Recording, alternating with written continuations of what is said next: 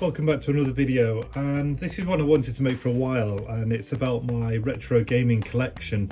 It's basically about what I choose to collect and why I choose to collect it, and also to give you a little bit of insight about the videos that I make and what I'd like to make more of, and hopefully in the future I will.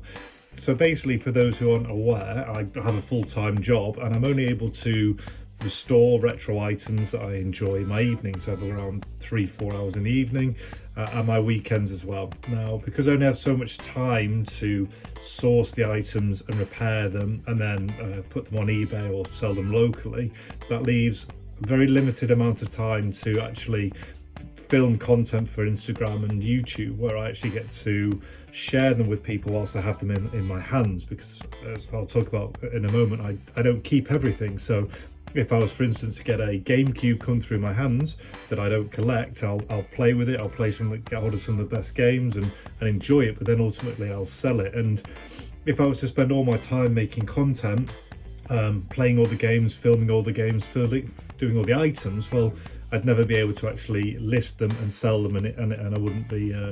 It would be counterproductive. So currently, I'm balancing the time getting the items in, restoring them, and making content for Instagram and YouTube.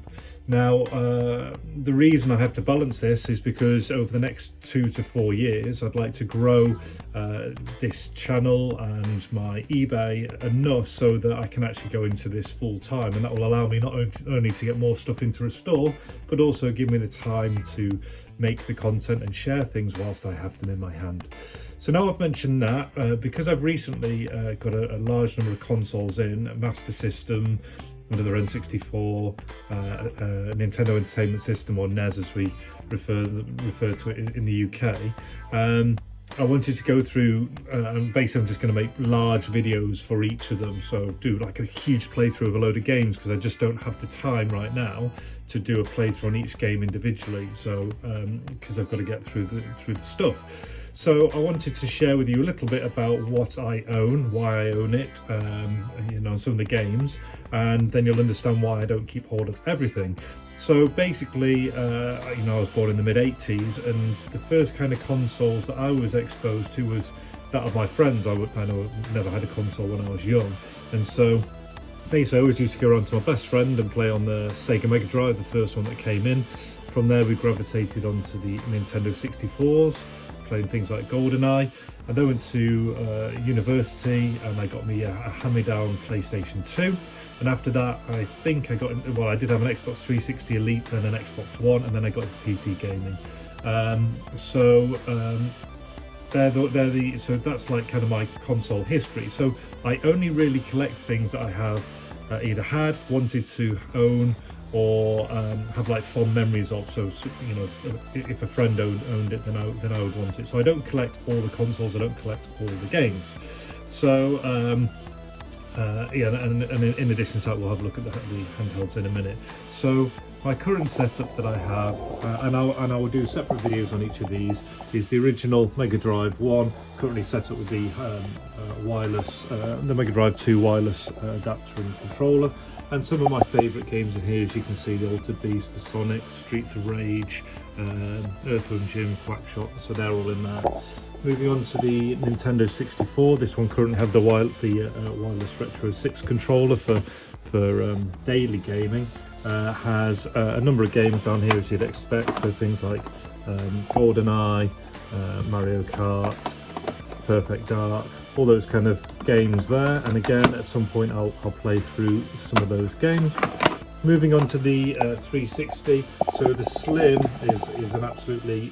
So before, these used to be my favourite consoles, probably the Mega Drive, because I just had such fond memories of them as a child. But these days, for retro gaming, I absolutely love the sweet spot of the 360, the simplicity of putting a disc in and playing a game without too many updates, and just a great back catalogue of games. So for the 360, I have basically Star Wars... backwards compatible to the original Xbox, Star Wars Republic, then Halo remastered, Combat Evolved, the Halo franchise, Gears of War, most of them, so 1, 2 and 3, some of the Forza games, and Need for Speed, because I've got a steering wheel separately.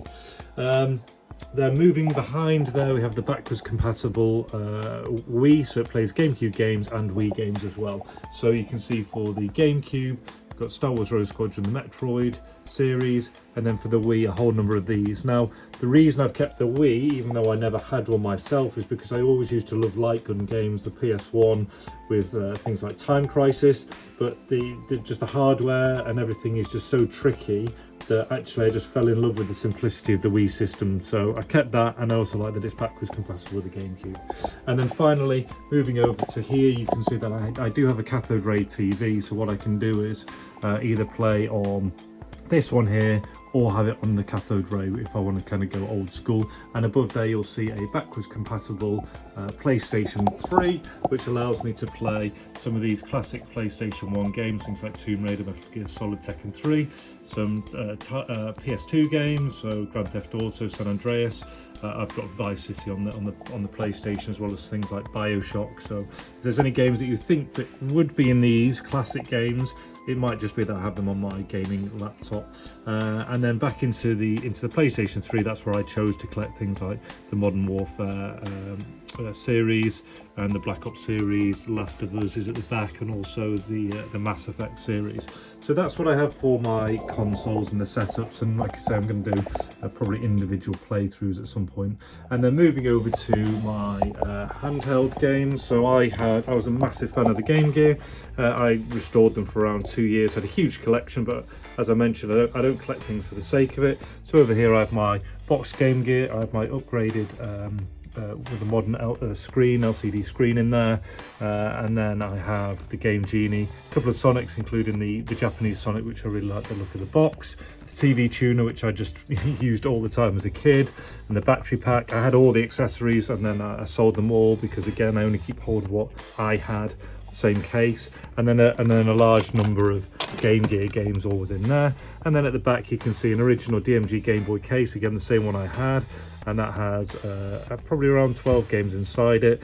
And then things, as an example of things that I didn't have but always wanted to have, we're very selective. We have the Game Boy camera and printer, which is just a really fun item to have.